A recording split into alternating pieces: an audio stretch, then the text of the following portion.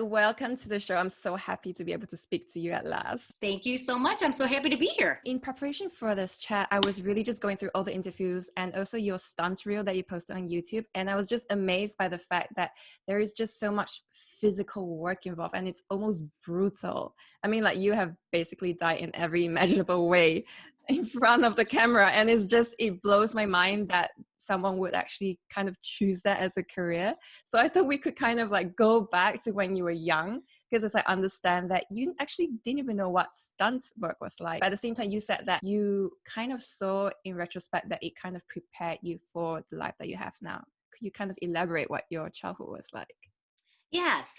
So I love doing these podcasts because it really opens up why I got to where I got. Because sometimes when you're on your journey, you're not really thinking, you're just going, right? You're just going. And next thing you know, you're like, wow, why did I do that? Oh my gosh, I did that because it got me to here. And you don't really have time to sit down and be present and think about all the things you've done and how they've connected to where you are. So I love doing these because it gives me that opportunity to just sit down, think, and talk about yourself. Not that I like to talk about myself all the time, but no one really does that. So yeah, like looking back, my childhood, I never really thought of myself as a tomboy, but I was 100%. I didn't really have a lot of little girlfriends. I had mostly played with all the boys and, wrestling around in the mud and playing with Legos and G.I. Joes and all of that stuff. And then, I've always been athletic as far as I've always wanted to do sports. I wasn't amazing at any one particular sport, but I just liked to dabble in all of them. And so I think I just was kind of pretty good at everything, but not amazing in one thing. Gymnastics was a really big sport that I did.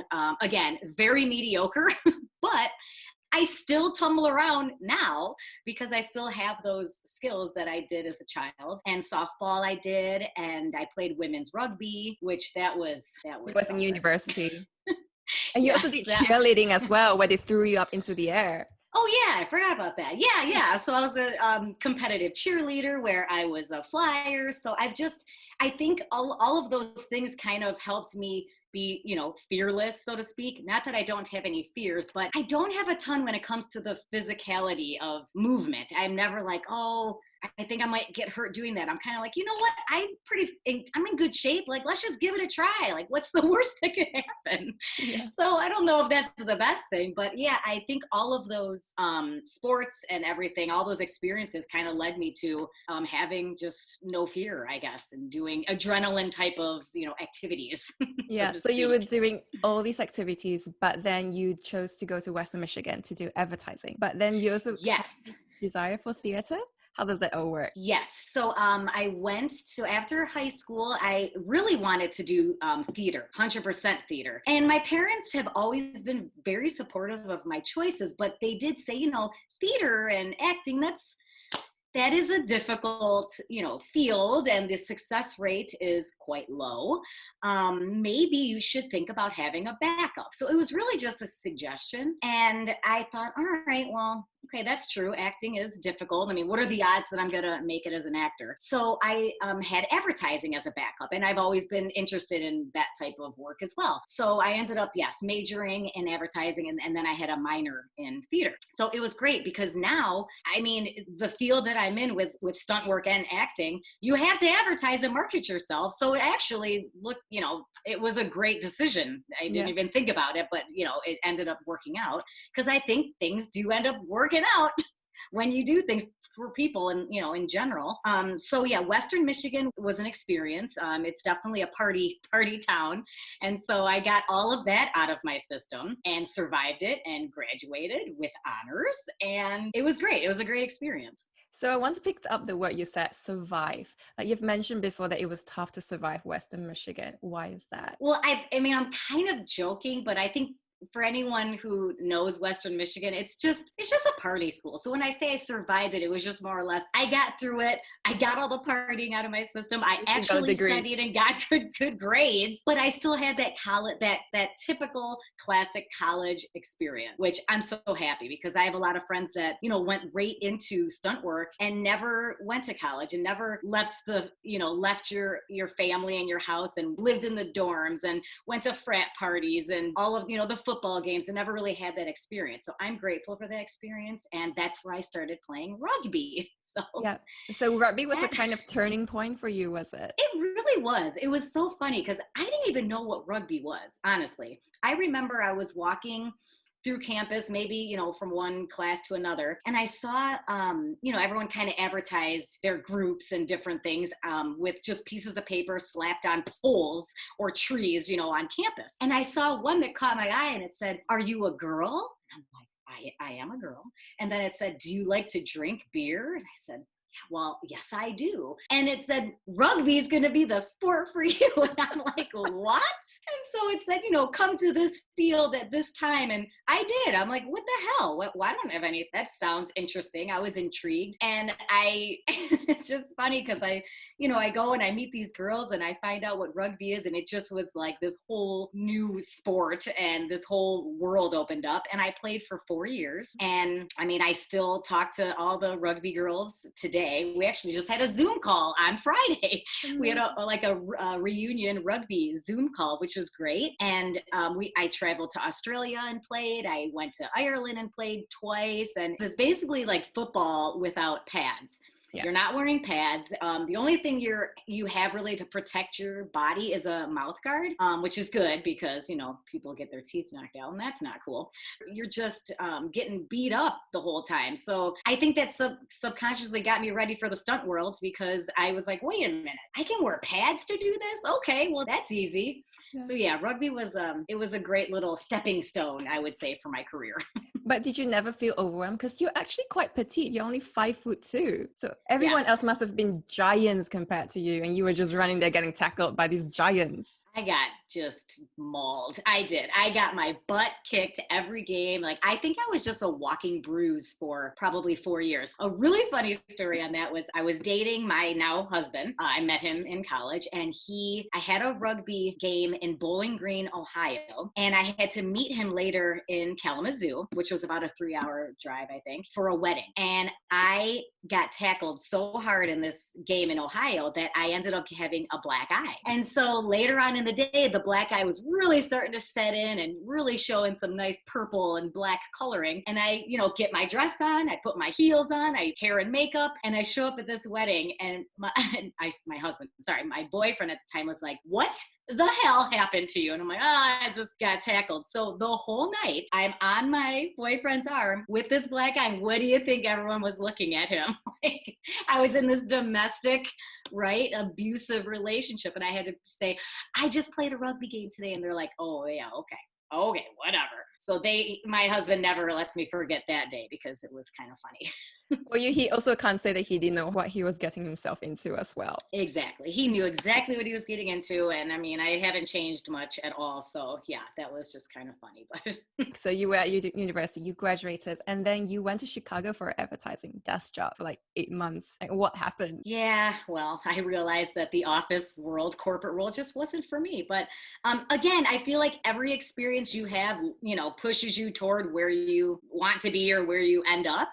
And it was a great learning experience. It was an advertising company. We did a lot of Bud Light and Budweiser marketing, and we shot these commercials with real people. And so I was still kind of in the business of, filming, but I was on the agency side. I was fully behind the camera, like not in any performance situation whatsoever. I was, watching the people in front of the camera and going, I want to perform. Like, I have way too much energy to be just behind the camera and doing all of the paperwork and the payroll. Like, that was just, it was just so monotonous to me. And so I'm glad that I had that 8-month experience to learn a little bit about the business and be behind the camera. And then I thought, you know what, I've always wanted to do this acting thing, and I studied theater. And if I don't do this now, I don't know that I'll ever do it. It was kind of like my time. Like, let's just take the leap of faith, if you will, and just see what happens. And so I did. I just moved to Hollywood and I packed whatever I had into my car car and drove out there. I didn't know anybody. I did not have a job. I did have some money saved up, which was, just a smart thing to do. And I remember I kind of told a little white lie to my parents and said that I had this job. I didn't really have a job at all. And I said, no, I'm just going to be out there like a year. I'm just going to kind of try it out. And my parents knew I was not going out there for a year. I think they knew this was more of a permanent thing. And I just drove out there and got a job and as a hostess in Beverly Hills and just started networking. Did you know being a hostess was a prime way of networking with people? Anywhere you are, as long as you're not sitting in your apartment going, what do I do? You're networking. You got into your car, you pack up your life, you told your parents you had a job, but you didn't have a job. How do you even begin to start your life in LA? I mean, it was really scary. I kind of got there and my husband at the time drove me out there. And I remember I drove him to the airport and he flew back and I just sat there going, oh God, what did I do? Like, what did I just do? Like, I'm here all alone. Oh my goodness. And I ended up getting a hostess job in a restaurant in Beverly Hills. And so I thought, well, that was cool. I'm in Beverly Hills. Like maybe I'll meet some really cool people. And I did. I mean, that was where my networking started. And I became friends with the bartender who was a struggling actor because Everyone's 90% struggling. of the people there is a struggling actor, director, writer, whatever it is you want to be, comedian. And he's still my dear friend today, which is awesome. And so that was my first person, like, okay, what do I do? And he said, well, there's this, and this. And then I did that and you meet more people. And you just put yourself out there and let people know this is what I'm trying to do. You'd be amazed. A lot of people don't want to help you, but there's still all those people that do want to help you. So you just surround yourself with those great people that are down to earth and real. And I ended up making a lot of friends with Midwest people because I am Midwest. And so I found myself kind of just gravitating towards them. I still have a lot of LA local friends, but there's not a ton of LA locals. It's a melting pot. A lot of people move there to be somebody and be in the business. I'm a good networker. I've always been a people person and I've never been one to be scared to ask something. It's like, what the hell do I have to lose? All someone can tell me is no. And then I just move on to the next. I think being beat down a little bit always makes you stronger. And do you feel like that's a quality that you need in order to survive? Absolutely. Yes. If you don't have some sort of a thick skin, I just feel like it's maybe not the right career choice for you because it's 90% rejection. I mean, I can't tell you how many auditions I had where I was like, oh my gosh, that was amazing. I really feel good about that. Nope, didn't get it. Can you kind of remember like how many auditions you're going for and the rejections? What was it like? Because you tried acting for 2 years. I did. And the first 2 years was mainly just acting because I didn't know what the stunt world was. It wasn't introduced to me. So I was out there just acting. I mean, it took me forever to get an agent. I was rejected by so many agents. I'm like, all right. And you can't really go on real, legit professional auditions without an agent.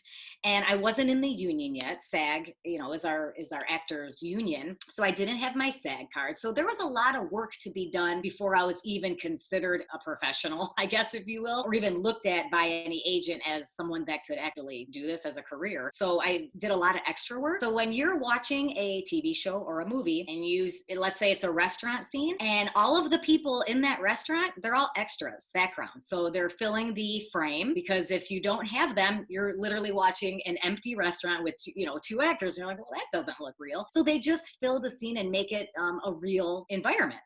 And so, but you're not talking. No, you're just a space filler. I hate to say that, but you are. And so you don't have any dialogue. You get paid very, very little. It's extremely long hours. You really don't get treated great. But if you do it long enough, you can start working toward getting your SAG card. It took me a year to get my SAG card, which was fine. Some people get it quicker. Some people it takes 5 years. Everyone's on their different path. But I was so happy when I got my SAG card because I'm like, okay, now I'm in the union. Like I'm going to be taken more seriously. And meanwhile, I was still hostessing and all of that. So what are the requirements to get a SAG? Well, there's different ways to get it. Like, the way I got it was through background work.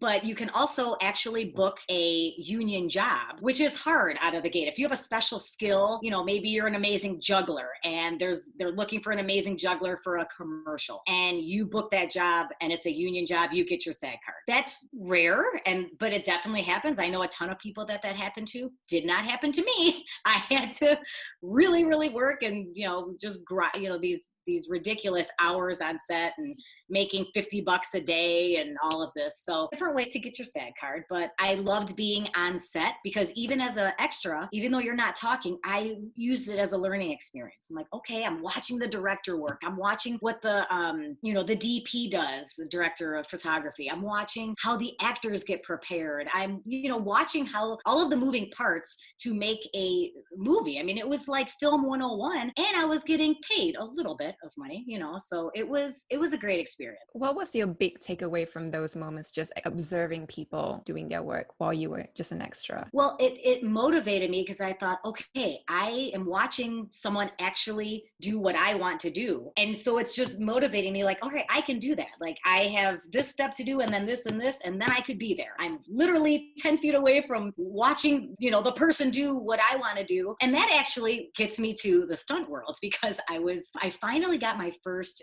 speaking role. We call it a day player role. And I had, 1 or 2 lines. And it was in a movie called Beer Fest. Really funny comedy. And it was an 18-hour day. And so when you're working for 18 hours, you're just talking to whoever's around you because it gets really boring, right?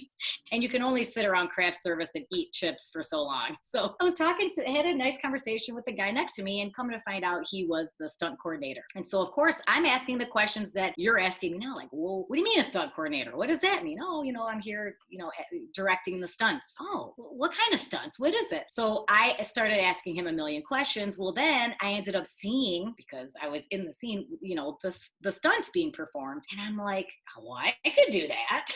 And so I kind of just started talking to him about the business. He started asking me questions, what's your background? What are your skill sets? And I told him all the stuff that I did in the sports and the gymnastics and the, competitive cheerleading and the rugby. And he says, wow, you have a lot of what it could take to be a stunt person. And he said, what's amazing is you have an acting background. So you can perform. And that's half of a stunt person, being able to perform. He said, so you really have a lot of what it takes. And I'm going, wow, all right, well, maybe this is another way into the business. So once he kind of lit the light bulb into, okay, now I want to pursue stunt. I want to just see what it's like. I didn't know if I would actually do it, but I figured, well, I want to just educate myself on this aspect of the business, and maybe I'll like it. Maybe I won't. I don't know, right? So I thought, okay, he piqued my interest in the stunt world. Now I want to meet more stunt people. And he told me about this facility. Okay, what do I do? How do I meet more people? So I literally Googled, I heard about a stunt group or something, and it was right around Christmas time. And so it said online that there was this, Christmas party, and it gave the address, which, now looking back, that would never happen anymore, I don't think. So I saw this as an opportunity, and I'm like, okay, I'm just gonna go to this address, and obviously it's gonna be full of stunt people that are working in the business. I'm just gonna go. Oh my gosh, I can't believe I did, but I did. It was great. I just walked in like I owned the place. Nobody asked me any questions. I don't know how. Maybe I I feel like when you're confident, it oozes out of you, and if you just walk in like you belong there, I feel like people look like, oh, that person definitely belongs here. You know what I'm saying? Yeah. It's those people that walk in and they're like sheepish and they're looking down and they're like, that's obviously a really red flag. Like, all right, that person's like totally sneaking in here. So I just kind of walked in like I own the place, and just mingling, grabbed a beer, talking to people. The longest conversation I had was with a man named Bob Yerkes, and he was a veteran stunt man, and he had this training facility in his backyard. And he took a liking to me, and he said, so you want to be a stunt woman? I'm like, well, I mean, maybe. I don't know. Sounds interesting.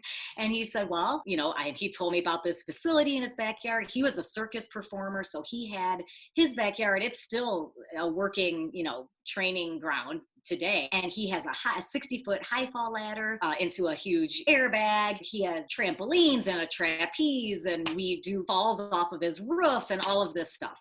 It's like an adult playground. And he invited me. That was a huge thing because this place is an invite only. You can't crash it like I did. And I took that invite, and I I trained there for, I think, 2 years, 2 to 3 times a week. And I just, I was a sponge. I was surrounded by stunt people, and not really working stunt people. It was all people training just like me to get into this. We were all beginner. We were all green. We were all just learning off of each other and doing, fight choreography and, learning high falls. And there's a lot of different ways to fall off of a ladder. You might not even know that, but there is. So we were just feeding off of each other and learning, and it was awesome. And that's kind of where my stunt career started. Absolutely. And was everyone's like around the same age and with the same kind of background? I think we were definitely the same age. Like within a couple of years, we were all about the same age, but we all had different backgrounds. For instance, there's martial artists that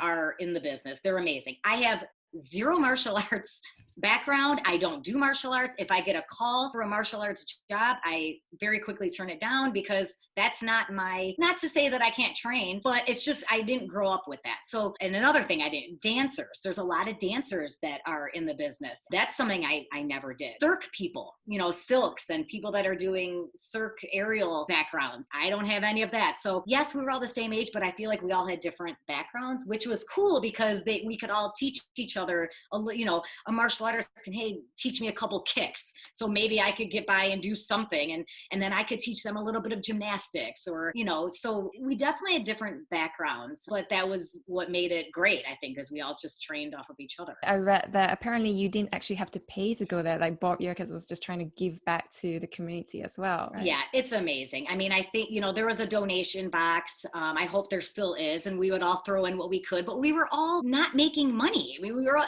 no one was making a lot of money. Even if someone threw in like $2, it's nothing, but there was 20 or 30 people there, which that's a lot. There was probably only maybe 20 at a good day. So yeah, it wasn't like you had to pay admission. It was like, hey, donate if you can. If you can't, get you next week. I mean, it was great. He 100% still gives back to the community to this day. So you were going there for training 2-3 times a week. What were you doing on the other side? Were you like applying for jobs, auditioning, and also hostessing as well? My hostessing job ended. I think the restaurant closed down actually. And then I ended up getting a bartending job, which I was at for 5 years. And it was at the Farmers Market in Los Angeles. So anybody listening who knows anything about LA, or even visited LA, it's very much a tourist destination. It's at 3rd and Fairfax. It's been around for years and it's fantastic. It's an outdoor mall called The Grove. And then next to it is the Farmers Market. It's outdoors and there's 2 bars there. I started bartending there and it was fantastic because for so many reasons. The clientele was all regular. So we called it like a West Coast Cheers. I don't know if you're familiar with that old TV show Cheers, but it was a bar full of regulars. So Sean would come up and I would just have his order. I know what he wanted. He didn't even have to ask me. And it was like serving beer to a friend.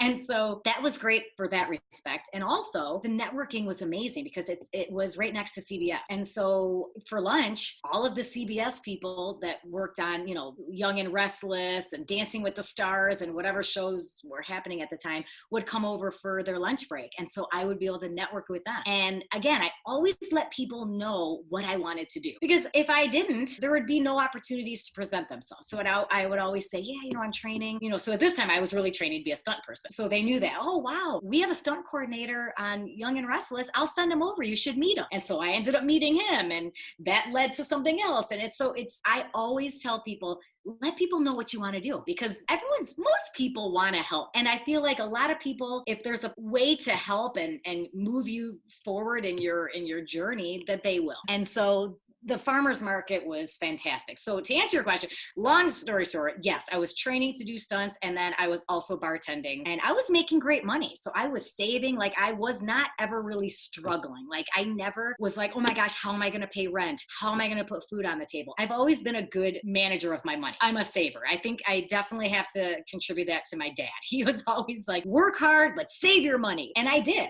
And so I never, had any issues out with money, which is always a fantastic feeling. And was your family ever concerned? Were they like calling you saying, when are you coming back? Have you had enough? Yes, my mom did. It was just because she missed me, but she knew that I was on a mission, and she knew that when Sarah's on a mission, she does not stop until it happens. So I know that, it was just more or less, can you come home and visit? So I did fly home a lot to visit. My mom flew out I think we only went maybe a couple months without seeing me. That was great. And she was just proud of every little obstacle. When I started, booking small jobs on TV shows, they were like, I can't believe this. And they would tell all their friends, and Sarah's going to be on, I'm trying to remember, Monk. That was one of my first jobs with And Tony Blonde and Shalhoub. Blonder? Oh yeah, Blonde and Blonder, where I doubled Pam Anderson. That was super cool, where I made that call. I'm doubling Pamela Anderson. So of course the first question is, yeah, but you don't have any boobs. I'm like, well, yeah, they're just going to put them in. It's just going to be fake. So they're very proud, and they love, bragging to their friends and our family, and watch Sarah, she's going to be on this show. So it was, yeah, they're my biggest fans for sure. And what was the feeling like when you booked that first job, which was as Pamela Anderson, and you had these giant boots, but you were on a speedboat just going around 95 miles an hour? What was it like? It was surreal. Well, the first thing was, am I really getting paid to do this? And not just getting paid a little bit of money. For a day, for what I was getting paid, I'm like, this is crazy. Now, getting into that, stunt people don't typically work every day. And so, yes, we're making a lot of money in that one day, but when you spread it out from when you book one job to the next job, it's not that much, because, you're not working and making that every single day. But yeah, I just remember being on the set going, I have so much to learn, because I knew that I was green and I was willing to learn. And I was just like, this is awesome. I know this is what I want to do, and I'm going to train, and I'm going to ask all the questions, and I want to do the best job I can and be as professional as I can. So you keep working. It was just, and then I remember I really wanted a picture with Pam, but I didn't want to be that person, right? I didn't want to walk and be like, can I get a picture with you? Meanwhile, I look exactly like her, right? I have the wig, I have her exact dress on and these ridiculously high heels. And so I kind of was inching over to her, and she was, surrounded by her people. And I felt so stupid, because I'm like, okay, just go ask her. Just get your flippin' picture from one of your first jobs. And what's the worst that could happen? Well, I think they realized that I was kind of inching my way toward them. And so I'm trying to remember, she played a little joke on me, and I felt I was so humiliated, but she was messing with me. I think I may have just asked, is there any way I can get a picture? And I think she was just like, no, I'm not going to do that. And shut the door. She was in a car with her stylist or whatever. And they shut the door on me. And I just kind of stood there frozen, oh my God, I can't believe that just happened. And then 2 seconds later, she opened it up. She's like, I'm just kidding. And I'm like, oh my God. I was so humiliated. And then I'm just laughing nervously. I got my picture, and then we were cool the rest of the day and talking and stuff. But she totally got me, and I was so humiliated. Oh my goodness. But I got my picture. I know. So how do you even prepare for that kind of stunt? Well, can you really train just going fast in a boat? There's really no training for that. It's okay, are you scared? Are you scared of speed? There's a lot of stunts that I still do. You really can't train. It's more or less, are you scared to do this? If you hit a boat, and you fly out of the boat, worst case scenario, are you scared of, hitting the water and, skipping across the water going 90 miles an hour? Or, that would be bad. But, I think about, okay, I've done water stuff. I grew up water skiing. There's a lot of lakes in Michigan, the Great Lakes, obviously. So I, been fast. I've gone fast in boats before, maybe not 90 miles an hour with a helicopter shooting down and, all these other things going on. But yeah, there really wasn't any training involved in that. I think other jobs, yes, you can train. I think maybe the next job I had was Monk, and I got hit in the head with a fake brick. So that's something you can train, because it's just being hit, you're taking a reaction, and you're falling. I could train at Bob's. I could go there. We could take a piece of foam. I could have another stunt player hit me, I practiced my reaction, and I fell to the ground. I could do that 1,000 times. But yeah, the going 90 miles an hour in a speedboat, I guess I could find someone that has a boat and ask them, but no. And so you did lots of these things, but what was the turning point for you when you thought, okay, I can make it, I can actually survive as a stunt artist in Hollywood? I think the turning point for me was my first location job, but because prior to that, I was just kind of day playing. I would get one day on Monk, and then I would get one day on reboot of Knight Rider. So I did one day on that. But then I'd go back to being a bartender for a month. And then I would get another one-day job on this TV show. But then I'd be a bartender for 2 months. So it was like that, which was great. I mean, I still was like, I'm working. But the turning point was my first location job. And it was a movie called Piranha 3D. Super silly movie. But I was working for 2 or 3 weeks. It was a 2 or 3 week job, which was huge for me. So I had to actually tell my boss at the bar, hey, who by the way was a huge fan and supported my career. And every time I booked a job, if I had a shift, he would cover it for me and be like, oh, do your thing, which was, I mean, how cool is that to have your boss be super supportive of you and your career? So now that I got booked on this 2 to 3 week job, it's like, oh God, I might lose my bartending job over this. Like, this is a big, leave of absence. I mean, not huge, but so I remember talking to him and he was like, you know what, go do it. Like, we'll get you covered and you still have a job when you come back. So that was amazing. But yeah, I think it was a turning point because I really got to bond with 35 other stunt people. And we were doing amazingly fun stunts and we were going out at night. We were shooting in Lake Havasu, which is just a party town. And it was in June. So, I mean, weather was amazing and we were filming on the lake and it was just great. I mean, I think that's where I was like, okay, I feel like I made it because I was with all of these other working stunt people and they saw what I could do. And I think I proved myself on that job. And they were like, wow. Because I think up until then, people were like, oh, this Sara Holden, yeah, she's an actress who wants to do stunts. So that was kind of the thing, like, I'm an actor, but I can do a little bit of stunts. Well, I wanted to be known as an actor and a stunt person, like a respectable stunt person that is actually capable. And I think on Piranha, I proved myself and they were like, oh, wow, yeah, no, she can do stunts for sure. Like, she's a stunt person. She was getting down and dirty and bruised up and, not I think scared. they dunked you into this pond with like piranhas in it with blood running over, right?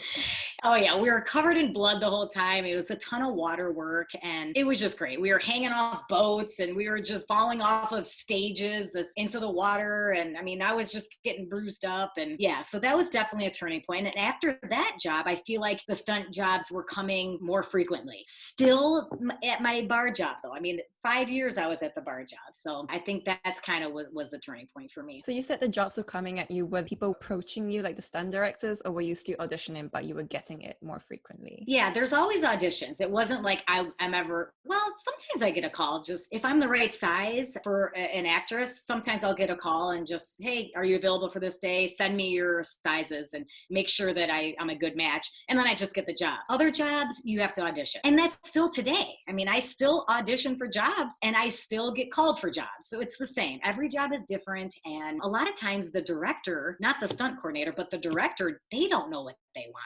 So they'll go to the stunt coordinator and say, hey, listen, I need to double so-and-so, give me 5 choices. And so a lot of times it's out of the stunt coordinator's hands and it's into the director's hands. Even though he doesn't know about any of our skill sets, it's a lot of times about look. And that's unfortunate, I feel like. That's just how the business is now. I mean, I can't tell you how many jobs I've lost because I have blonde hair. And it's like, well, wait a minute. You could dye it, or you could just put a wig on me. But a lot of times directors are like, I don't really like wigs. If the actor's running, wig hair moves differently than real hair. And so a lot of times they're like, no, I want to use the real person. So I need a brunette that's 5'2" and 105 pounds. Well, I'm out unless I want to go dye my hair for a job that I may not get. And then I'm stuck. Okay, now I got brown hair. Now I got to go. So no one does that. I mean, you just miss out on the job. And that's just part of the deal. And how do you stand out among all the other stunt artists? It's extremely competitive and more so today than when I got in. I've only been doing it for, I think I'm in 11-ish, 12 years. It's changed dramatically since I got in, mostly because now filming is everywhere.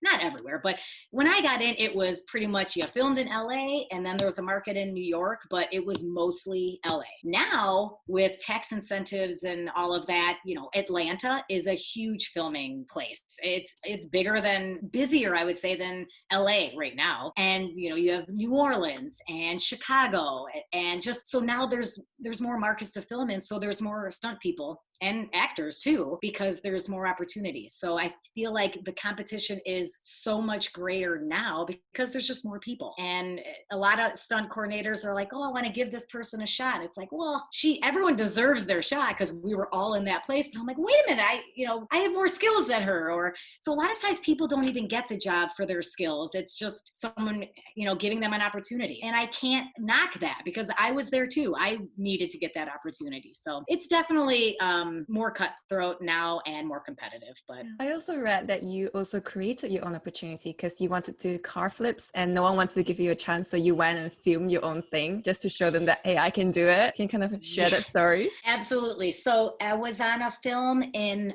Pittsburgh on last November, and there was a pipe ramp, which is a car flip gag. And I was really, I've always been interested in doing more car work. I definitely don't consider myself a car person. Like that's not my number one skill, but I can definitely drive.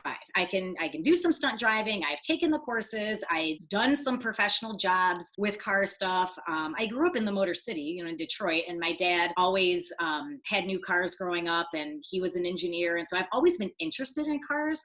Now I'm not like underneath the hood and like, working on engines, but like I feel like I'm more educated in cars than maybe the typical woman. I think that's safe to say. So anyway, back to this job. So they were doing this car flip and I was really interested. And I remember going to set even when I wasn't working, like I had a day off, but I'm like, oh, they're setting up the pipe ramp today. So I would go and I would just be a fly on the wall and I would not say anything. Maybe I'd ask a question here or there, but I was just watching the special effects team and the stunt guys setting it up and prepping it. And I'm going, I really want to flip a car. Why do you ask? I mean, that nobody understands that other than other stunt women, but like my mom, why in the world do you want to flip a perfectly normal car? Well, it's like asking a skydiver, why do you want to jump out of a perfectly, working airplane? Well, because that's their passion. It's hard to explain. Yes, we're adrenaline junkies. I don't know. It's just one more thing that I could put on my resume. And as long as you're doing it safe, and there is a safe way to do these things, not to say that things can't go wrong, but if you do your due diligence and set it up right and surround yourself with the correct safety people and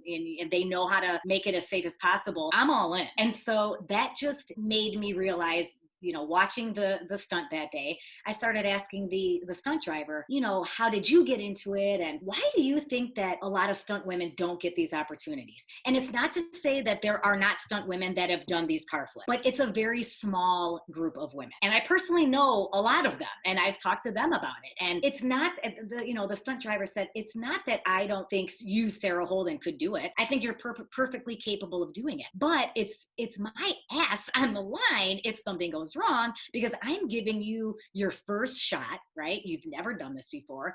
And I also have to sell you to the production and to the director and the producer who it's an expensive stunt and it's a big piece in the project, right? Flipping a car, like obviously that's a big turning point in the story, right?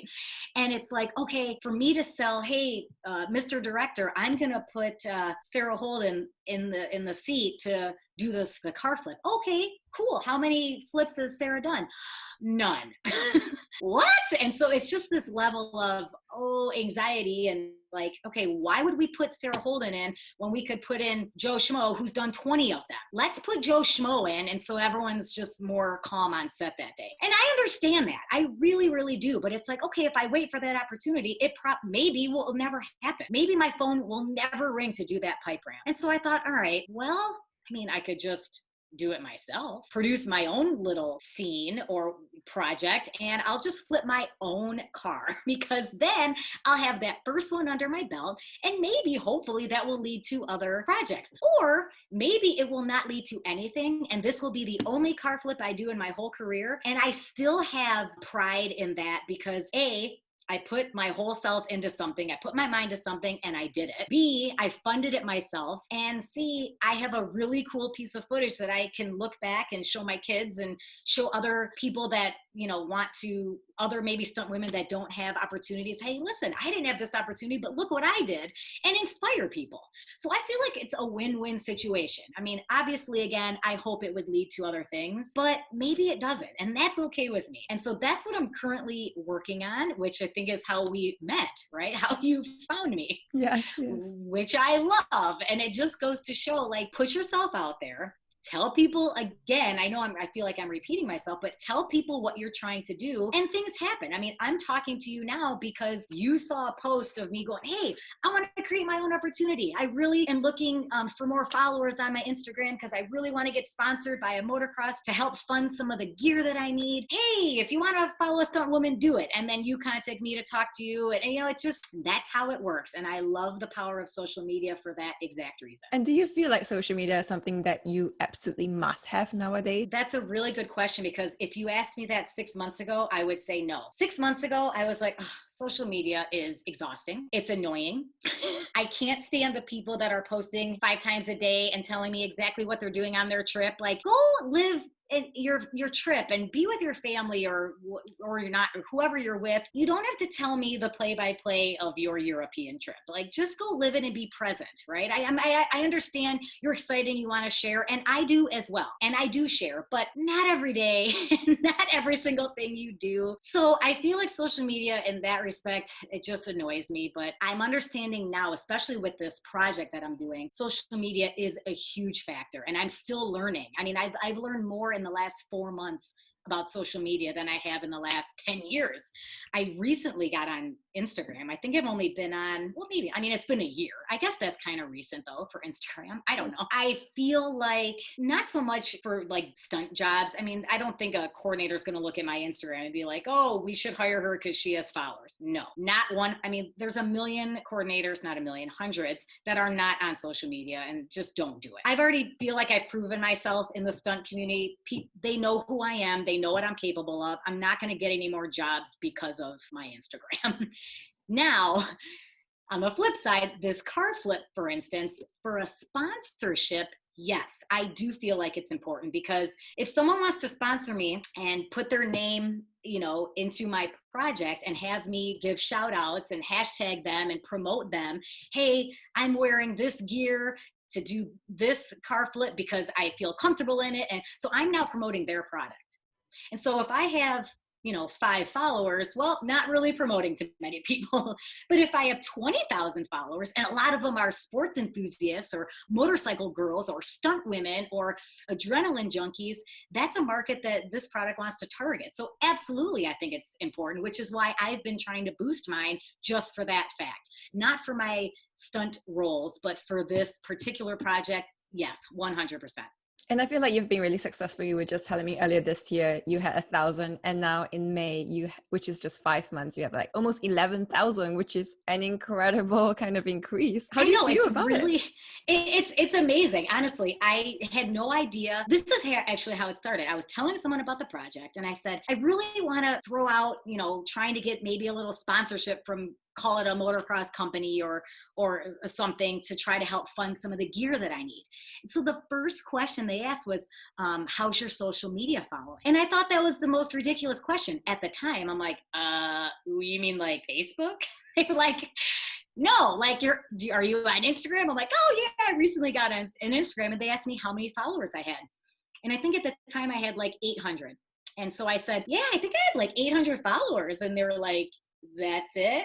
And I'm like, I don't know. I kind of feel like 800 is a lot of people. They're like, oh my God, Sarah, that's nothing. And they're like, you need to boost your Instagram following to even have a company even look at you seriously. And I'm like, wow, okay, I don't know. I mean, I must have been just so ignorant at the time, because I just really didn't know, because I didn't put a lot of effort into social media. I was like, whatever. I didn't really feel like I needed to share my entire life or all of the accolades and all the cool stunts I've done. Like, not to say I didn't post them, but I didn't think about it that much. And so after that conversation, I was like, okay, cool. I need to boost my following. So that's when I started posting my project on Facebook group. And, you know, a lot of them started with mom groups, because I'm a mom and that's my number one job. And my number one priority is that I'm a mom.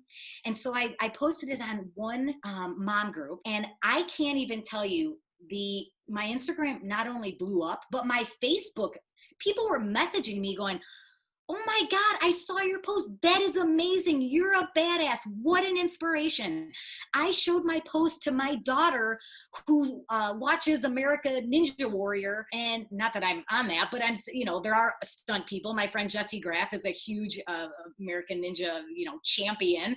And just, I couldn't believe how I was getting blown up. And my Instagram went from 800 to like 3,000 in like 2 weeks, just from that one post on a mom group. And maybe the moms were sharing it to their friends. I don't know. You never know when you put it out there how it goes. I mean, it didn't go viral by any means, but it went somewhere, right? It had legs for sure. And then someone was like, I want to talk to you on this podcast. You're inspiring. I'm going, really? And so I just made me realize, okay, this is interesting to people. People want to hear what I have to say, and they're interested in my story. And that is just, I mean, how is that not inspiring, right? How does that not give you the motivation and the drive to keep going? And so then I would, post it in this group and this group, and and here we are. I'm under 11,000 people, which, listen, 11,000, it's still not a lot. There's people that have 100,000. But to me, my growth, I'm very proud of it, and I hope it keeps growing. I don't know that it will. I hope it does, but I'm really happy where it is. Have you felt that kind of rapid growth has kind of had impact on your life so far? I mean, my husband kind of makes fun of me. He's like, oh, are you like an influencer now? I'm like, I don't even know what that is. He goes, oh my gosh. So he kind of makes fun of me. I don't know that it's impacted my life because now we are in a quarantine, right? We haven't even talked about that, but kind of just, my momentum kind of stopped because the world stopped. And so that was like a bummer. And so I'm still trying to like get my momentum back, but it's hard because everyone's just in lockdown. And so that's been difficult. I'm hoping that I can keep my momentum going. But now I'm a teacher. I'm a homeschool teacher now. So what is the role that you've had so far that's the most memorable for you? So there's been a lot, but I would say the most recent one was a film called I'm Your Woman. And we filmed it in Pittsburgh. It's the one I told you about with the car flip. And I got to double Rachel Brosnahan. And so she plays the marvelous Mrs. Maisel. Are you familiar with that show? You're in Malaysia, so I don't know when it gets to you. Oh, haven't heard about it yet. That's so crazy because it's past season 1. I think it's in like season 3. Oh my gosh, I can't wait for you to see it. It's a fantastic show, and she's brilliant in it. So I was so happy to be able to double her. And she is from Chicago, and so she's a Midwest girl. So we were just like talking, like hit it off, right away. And I got to spend 3 weeks in Pittsburgh, which location jobs are fun because you get to just live somewhere else for a while. And being away from my kids is always hard, but I would come back I think I came back every week, and just to make sure I wasn't away from them for too long. But that was really fun because it was a big car chase scene. So I love doing car work. So that was really impactful because I think, that was huge because that's what prompted me to want to do my car flip project. So that was really impactful. That kind of gave me the motivation to want to do this thing on my own. So that was huge. Another really memorable job was when I got to double Michelle Williams in a movie called Oz, the Great and Powerful. And it was starring James Franco and Michelle Williams and Mila Kunis. So that was amazing because I didn't double Mila, but I got to rehearse all of her flying rigs. So she was a witch. She was the Wicked Witch. And so I was rehearsing all of these amazing flying gags on broomsticks. So I was flying around the room. I mean, it was amazing and fun, and also doubling Michelle Williams. So she was Glenda, the Good Witch. And I, again, got to do a ton of flying stuff with her because she was, the Good Witch. And it was just a lot of harness work. So I'm living in this flying harness for 12 to 15 hours a day for 4 months. That was a really long job for me, long running job. And it was filmed in my hometown of Michigan. So that was extra special because I got to I didn't even have kids at the time. I wasn't even married at the time. So I basically moved back into my parents in my home, and I was able to go to work and go back home. And that was just special because I think my parents were happy that I was able to work in Michigan. That was very rare because nothing filmed in Michigan at the time. And this was just when tax incentives were happening. So people were going to different states to film. It wasn't just Los Angeles and New York. So that was really special. And then one other one, Sons of Anarchy. That was a really great, great job because I've never done any motorcycle stuff. And it was my first laydown. Now, I wasn't driving the bike. I was just passenger in the back, and I was doubling Ashley Simpson. So she's super sweet, and I make a really good double for her. And so that was just a fun job because I did 2 episodes. It was a really, really popular show at the time. So that's always great when you're working on a hit show, and just doing motorcycle chase and then falling down. And then I got to do a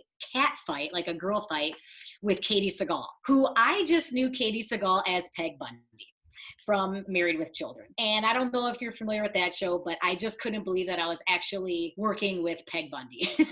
And I think I even told her that. I'm like, you're just Peg Bundy to me. Like, I'm sorry. And she was the sweetest actress to work with. She was like so nervous she was going to hurt me. And I said, listen, you get in your character. Like, I'm going to do the reaction. She had to take my head and like bash it into this, door jam and then push me into this breakaway vase. I mean, it was a gnarly fight. And she was like, I just don't want to hurt you. I said, you're not going to hurt me. And if you do, that's part of my job. So let's just do this. It's going to be awesome.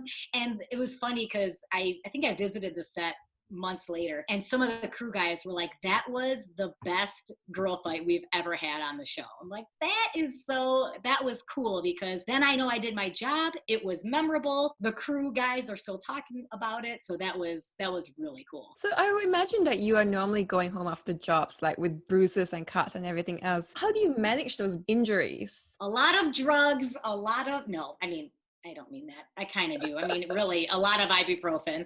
Arnica gel is really good for bruising. But I mean, you got to remember, there are a lot of jobs that I don't get bruised either. And a lot of people are like, that was a stunt. You'd be amazed how many people think, stunts are only things exploding and falling off motorcycles, falling down stairs, which yes, a lot of it is. But there's a lot of really, really easy days where maybe the actress could do that stunt. I mean, a lot of times, if you're with an actor that is coordinated and that's physical, they want to do their own stuff, but they're really not allowed to a lot of times because of liability. Let's say it's just a simple slip on a banana peel type of fall. I'm just making this up. They're like we call it a Pratt fall. A lot of times an actor can do that and they want to do it. But let's say they do it and they're on take 5, because it's never one take.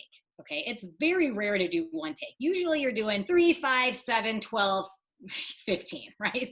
Depending on the director and the angle and all of that.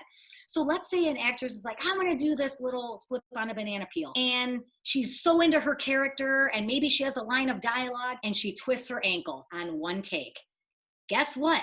The production's down for who knows how long. Maybe she broke her ankle. Maybe she sprained it. Maybe she has to be in a cast. Who knows? Now people are out of a job. Maybe production's down. It's just too much at stake. Where if you bring a stunt person and I, tweak my ankle, all right, let's get someone else. Like, we're just completely disposable. I mean, it's unfortunate, but we are. It's just the reality of it. So a lot of times I do a stunt and it's super simple and I come back with not one bruise on me. And those are very glorious, wonderful days, because we know that the next gag or the next gag after that, you're going to be falling downstairs and you're going to be really, really sore the next day. So, we love the light days, I would say.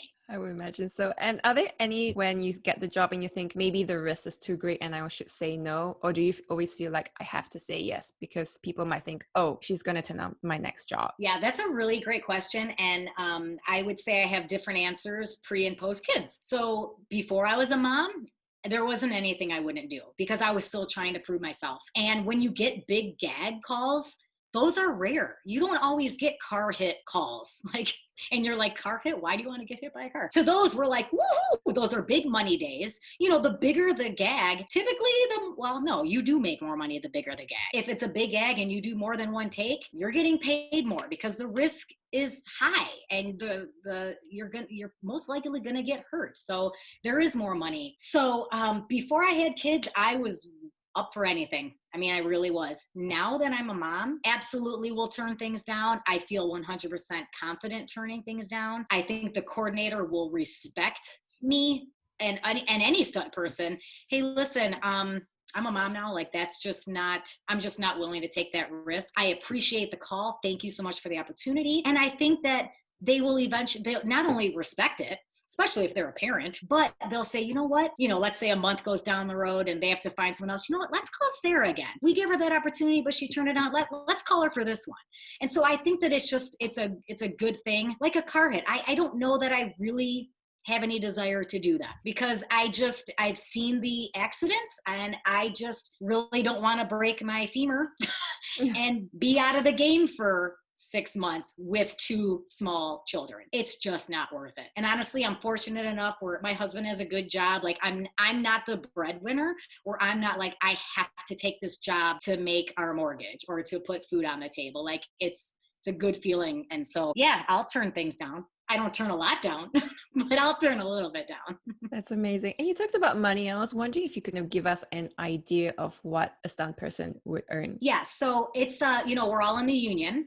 So it's a union day rate, and it changes every year. It goes up a little bit every year. So I don't even know exactly what the day rate is today. I'm gonna guess around $1,000, and that's for 8 hours. And then, but you're never on set for 8 hours. You're typically on set 10 to 12 to 14 hours. Well, that's where you really make more money, because then you get into overtime and double time. And, there's union rules where they have to feed us and with a sit down meal every 6 hours. If they go past that, we're getting paid meal penalties every 15 minutes. I mean, you can make thousands of dollars in a day. And then on top of that, depending on what show it is, you'll get residuals, right? Royalties. And so if it's a primetime show like Chicago Fire, Chicago PD, Sons of Anarchy, How I Met Your Mother, anything like that, primetime stuff, when it airs, and every time it airs again, and if it goes into syndication, you're getting mailbox money. And that is a beautiful thing.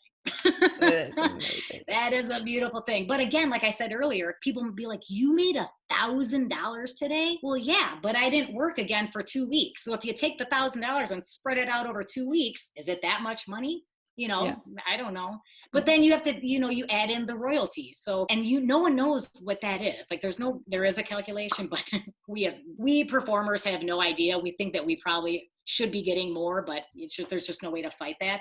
But, in a course of 5 years, that $1,000 day could turn into a $10,000 day from all the residuals that happened. Or maybe the show ended up airing again on prime time. Then you're getting a big residual check, and then the show goes into syndication. So you just never know. And that's why it's hard to turn down jobs, because yes, you get the day rate, but it's really about the money that comes 5 to 7 years after that. Does that make sense? That makes total sense. Yeah. And since you've been in business for so long, 11 years, do you feel like you have more negotiation power, or is just that's the rate? No, I have no negotiation power whatsoever. I still work for scale. No one's going to pay me more than scale. There's not many stunt people that can really say, I want to get paid more than scale. I'm sure there are some. I am not one of them. And I am happy to work for the scale day rate, as 95% of us are. We just want to work. Yeah. We love what we do. And honestly, for right now, because I'm just financially secure and I'm just secure in where I'm at in my life, I don't even care about the money. I work because I love being on set. I love performing. I love the camaraderie, the creative process, being with the crew. I just love all of it. That the check that comes, that's just an added bonus to me, honestly. And that's really awesome to say. Is there a discrepancy between the males and the females? No, I mean, we all get paid the same. I mean, no guy, because it's union scale. Like we all get paid the same. I would just say there's more opportunities for men, for stunt men, which in turn would be more money because they're getting more opportunities. And that's kind of, again, what prompted this car flip. I'm like, you know what? I want to be able to, I don't really know how I'm going to do this yet because I'm still in the process. But if I could, after I do this car flip, which I'm hoping to do in the next couple months, again, COVID kind of made that, came to a screeching halt, because I would have been doing this maybe this month or next, but that's okay. There's no rush, and let's wait till the world gets back to normal, and I'll do it then. But if I can inspire one stunt woman to say, wow, Sarah created her own opportunity. Like, I want I want to do this or I want to do that. And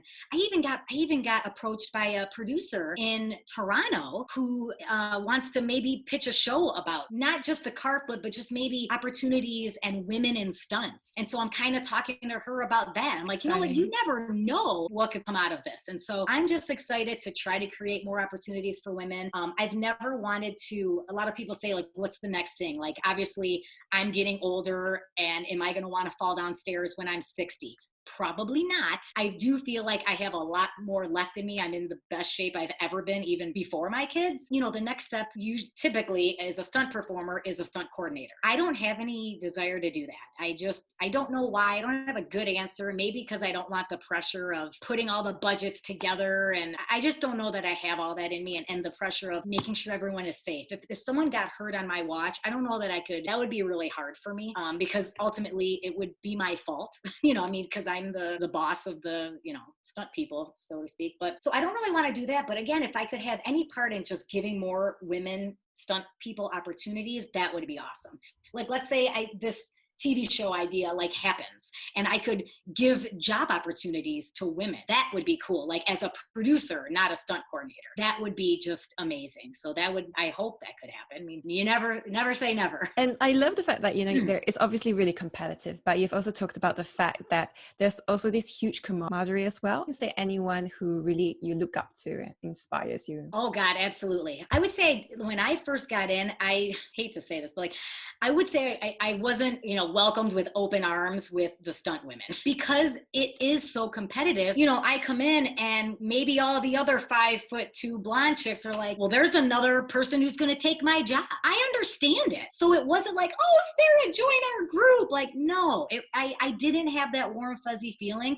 That's a bummer because I feel like when I meet new stunt girls, I do have that. Like, but that's just my personality. Like, listen, we're all going to get some jobs. We're all going to lose some jobs. It's all going to go around. Why would we not support each other and lift each other up rather than, you know, punch each other down? I don't know. But I think, again, I ended up proving myself to those earlier stunt women that maybe were like, ooh, yeah, I don't want you in our group. And I hope that I've proven myself. And I think I'm very friendly with everybody. I love the camaraderie. There's definitely some women I look up to. My friend Lisa, she's quite a bit older than me, and she is still killing it. And I'm like, you are amazing, and I want to be you when I grow up. She keeps herself in shape. It doesn't matter what her age is. Her phone is still ringing. She's still doubling major stars, and it's awesome.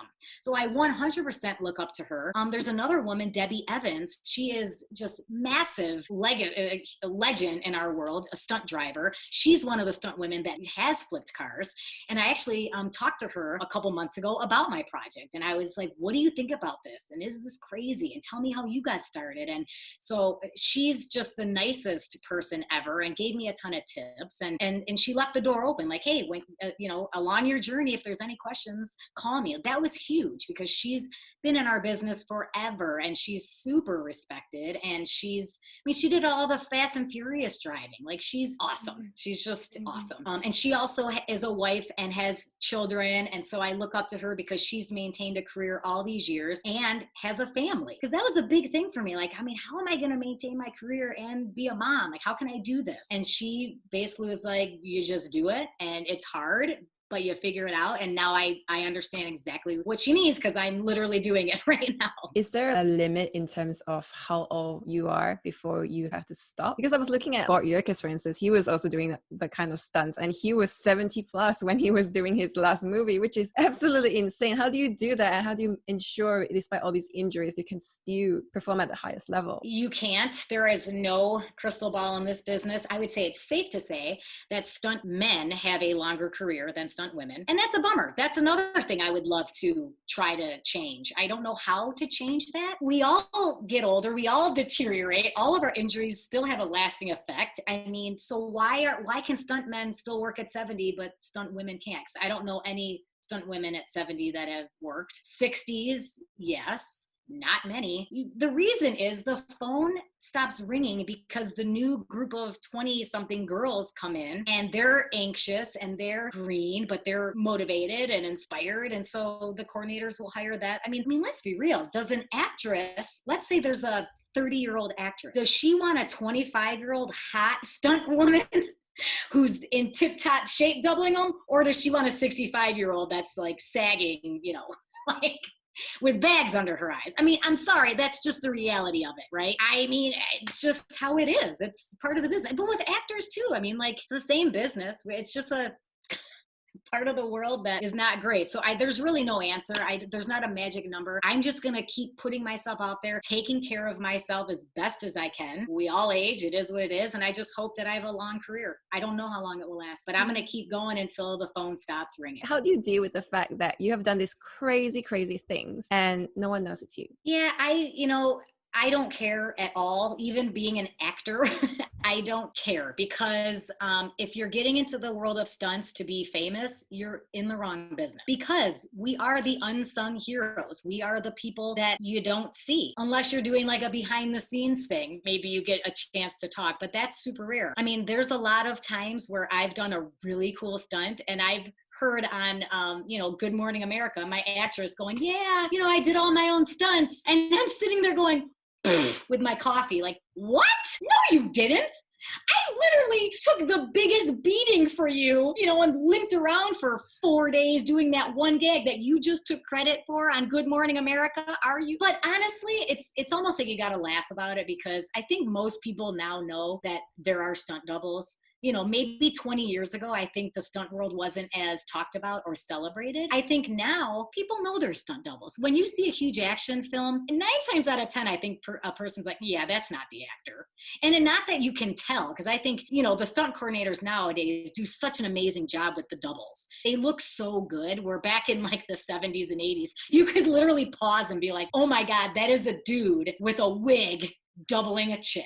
I mean, like, the business has changed, but I just think the viewers are more educated and they're like, that is not that person, that actor getting blown up or getting set on fire. So I think, most stunt people, we don't care about that. We just go, we do our job. We want to do it awesome, make the best piece of action that we can. And then we just go home and we're normal people and we ice our bodies, whatever, and we just wait for the next job. What's your biggest piece of advice for someone who's considering going to the stunt world? I know, that's always the question. And Yeah. I feel bad because now it's a lot harder. I'm not going to lie. It's a lot harder to get in the business. It's not impossible. So I don't want to discourage anybody. What I would say is, with iPhones and all the like video technology and everything that is available now, start honing your skills and start getting them on tape to show somebody when you have that opportunity to showcase your skills. You're not like, oh yeah, let me shoot something and send it to you. No, you've got it right there. This is what I can do. Can you ride a skateboard? Oh yeah, this is all my skateboard stunts. Like, have it right there accessible, because if you're prepared for the opportunity, then it's there. And so I would say, listen, your skills. So whether you're a martial artist, get some of that on tape, right? All of your tricks, or a gymnast, or anything that you do, free running, motorcycle stuff, car stuff. So I would say hone your skills, take acting classes, because a lot of times now the production wants to hire an actor that can do their own stunt if it's a small thing. A lot of my roles have been playing my own part, because they know I have an acting background and I can deliver a line or two of dialogue, and then I do my own stunt. That's really valuable nowadays. You're kind of getting 2 for 1. You're not hiring an actor and then you have to double them and pay 2 different people. You're paying one person that can do both jobs. So if you can take an acting class, improv is huge. I use improv still today. And I did improv at Second City in Chicago many years ago. And that was amazing. So I would say all of those things, and it's anything sports. If you can take direction from a coach, it's just like taking direction from a director. If you are coordinated and can take direction and you have athletic abilities, then you're half of the way there. And would you recommend this kind of career for your own kids though? Oh gosh, I don't know if anyone's actually asked me that. If they want to, I will open the door for them. I'm never going to push my kids into doing something they don't want to do. Just recently, my son actually knows what I do. I don't think he ever really knew. Like when he was 4 and 5 and I would fly to LA to do a stunt, he'd be like, Mommy's working. She's putting a wig on. Like he did not know now he's actually really good. I'll be honest. I'm like, oh God, is he going to be a stunt guy? Because I'm seeing more coordination from him. He has this little Power Wheels car that my husband just tricked out and did all these modifications. So it just goes really fast. And he's like doing reverse 180s and slides. And he's like, that's a stunt, Mom. I'm like, oh yeah, that's a stunt. And he's a really good on his bike. So he'll do like skids on his bike. And I'm like, wow, he could be a little stunt kid. He is starting young. And I'm thinking, gosh, I should probably tell all the coordinator friends of mine, if you ever need any stunt kids, like my kid could do it. I know. My daughter's 3, so she's just kind of finding herself. She's definitely fearless though. I'm like, oh no, is she a mini me? And it's a little scary. So yeah, I mean, we'll see. I'm definitely not going to push them to be stunt people. Like if they want to use their brains and be a lawyer and a doctor, like please do that. Because this is definitely a different business. It's an amazing business, but if they want to, yes. What is it like being stuck in home in quarantine? It's May 2020. You've been with your young kids for weeks and your husband as well. What is it like? How do you manage? Not only weeks, but 11 weeks. Months. It is. It's something that's for sure. Like there is such thing as too much family time, I think, because me and my husband travel so much for work that honestly we're like 2 ships passing in the night we used to be, and now we're together 24 hours a day, 7 days a week. And I look at him, I'm like, can you stop chewing so loud? Right? Like, and my kids, mom, look at mom. By the end of the day, I've heard mom like 850 times. And I'm like, oh my gosh, please stop. And on top of the fact that I'm like turned into a teacher. So now I am a homeschooling teacher, which, teachers should get paid like triple their salary, because I'm not cut out to be a teacher. I just don't have the patience. It's amazing to be able to teach your kids something, but day in and day out, it is like, woo. And not to mention, I only have 1 child in school, but it's like, all right, I'm trying to, teach my 6-year-old, a kindergartner. And then I have my 3-year-old going, mom, look at me. And she's running, I gotta go to the bathroom. And I'm like, oh my goodness. It's something. And any moms out there listening totally are relating to me right now. I know it. They might be laughing even, because I basically drink coffee all day until I can start drinking wine. And then I start drinking wine, and then I'm like, oh, okay, it's time for bed. And then I wake up and it just starts all over again. And I don't know what day of the week it is. It's like, it doesn't matter. It doesn't even matter what day of the week it is. It's whatever, 2020. Do you have any tips for managing this, or you just survival mode every single day? I have no tips. Survival mode every day. I bought a trampoline for my children. That's been a saving grace for all of us, because I can train. So I'm actually moving my body and I'm able to flip and do my training. And my kids are exerting energy outside, and they're not, ripping up my house. So that was great. I'm so glad we purchased that. It was a really good purchase. I would say giving breaks. Like if you're homeschooling your kids, don't and they're young. I mean, an hour of schooling, that's a long time for a little person. So I would say, give them breaks. Like we do an hour, and then you get 20 minutes, go up in the playroom and do your Legos, like just forget about it. And then we'll hit the books again and we'll do some reading. So that's kind of helped me, because then they don't get as frustrated. And then, then it's lunchtime, and then I'll do, okay, it's recess, go jump on the trampoline. And then it's this and this. So I feel like to have them in some sort of a schedule helps my children, so they're not running all over the place, and they're like, okay, we have recess, and then it's lunch, and then we have nap, and then we have this. And I think the schedule works for us, at least. Oh my goodness, I feel tired just listening to you say it's ridiculous. I know. I'm exhausted by the end of the night. Like, I swear. I can't wait for Hollywood to just open up and get my first job back, and I can just sit at craft service and shoot the shit with the crew guys. Like, I just am longing for that, seriously. Do you even know when Hollywood might open? And like, what is going to be like? Because you guys, it's not like you can do social distancing with your work. I know it's really scary, because nobody has that answer. And I've talked to a lot of people in my business, and nobody knows the answer. Some people have said, Stunts as we know it is over. And I'm going, what?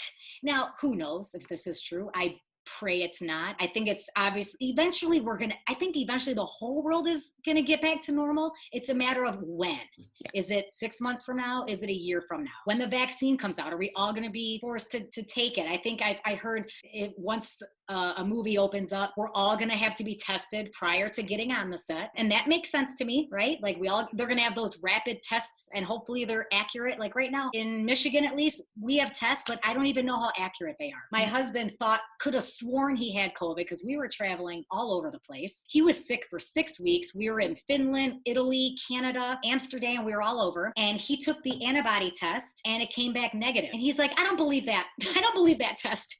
I actually got tested tested for COVID because I came down with something in March. And it was something that knocked me down for a couple days. It wasn't super severe. I didn't have a lot of fevers, but I had some of the, mostly mine was headaches, but I had the loss of smell. I don't know if you heard of that symptom. Yeah. I had that. I was like, this has to be it. I got a test and it was negative. And so I just don't know about the testing here. So I think once they come out with the accurate rapid testing, like we'll all get tested before we get on set.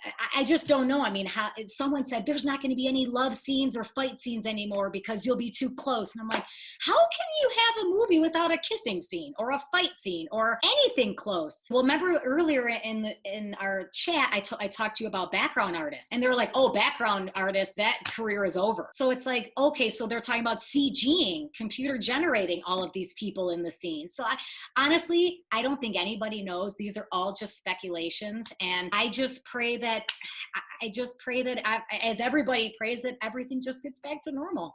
Yeah. You know, I tell people we are all struggling. I think we're all struggling in different ways. Like there's people that are struggling, you know, emotionally because maybe they're alone, isolating by themselves. Like my mom lives by herself and she's struggling because she's just been in quarantine and she's like, I just want to touch people. I just want to hug people. And then there's people that are struggling financially.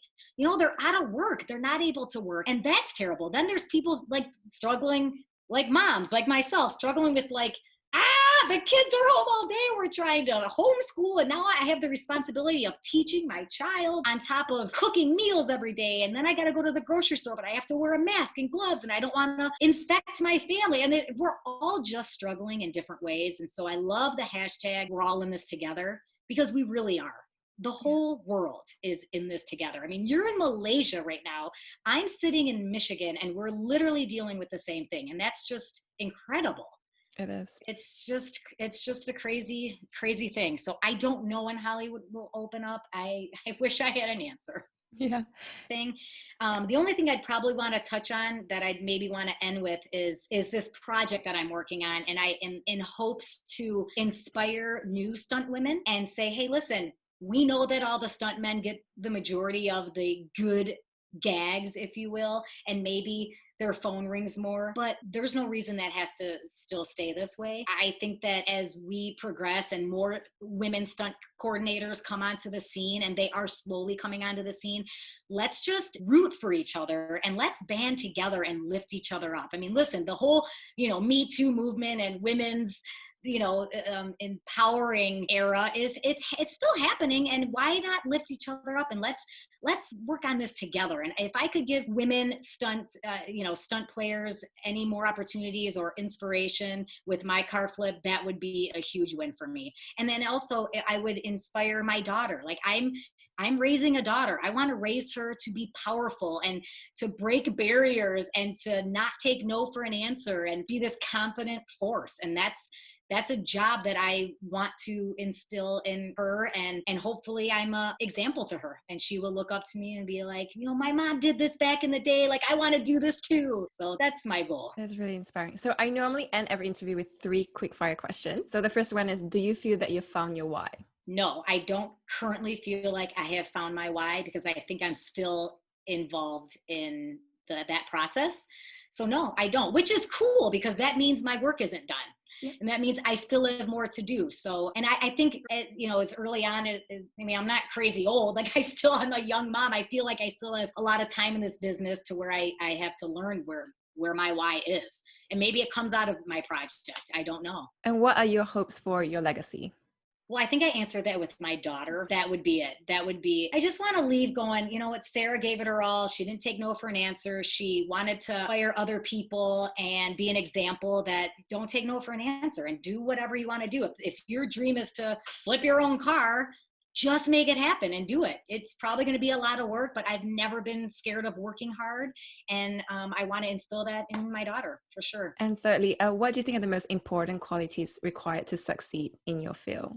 I would say to be a stunt person, taking direction is number one, because ultimately your boss is the director. And if you can't take direction, you just need to go home because there's going to be little adjustments. He's going to say, okay, can you do that? That was great, but can you do it this way? Or that was great, but I want you to say the line before you do that. Like, so taking direction and also being coordinated it's big. I mean, if you're klutzy. I don't know if stunt work is your calling. And also I would say professionalism. Those are the three key things. I mean, skills, yes, you have to have skills, but taking direction, being coordinated, and being professional will get you more jobs. The skills, you'll always have your skills. And I think that's 10% of the job is the skill set, which sounds crazy, but the rest is, yeah, what I said. Yeah. Amazing. And where can people go to find out more about what you do and just keep up to date? I'm on YouTube as Sara Holden. I'm just kind of starting a channel and putting stuff on there. The main thing you guys could help me out with is to follow me on Instagram, and it's at Sara Holden Stunt. And that would be amazing. And I would love all your support, and it would be awesome. So thank you. Yes, and hopefully you will inspire more people to flip cars. Absolutely. Go flip a car, but do it safe, and contact me before you do it. Okay. So I can give you some tips. Yes, definitely. Well, thank you so much, Sarah, for your time. It's been so fascinating. You.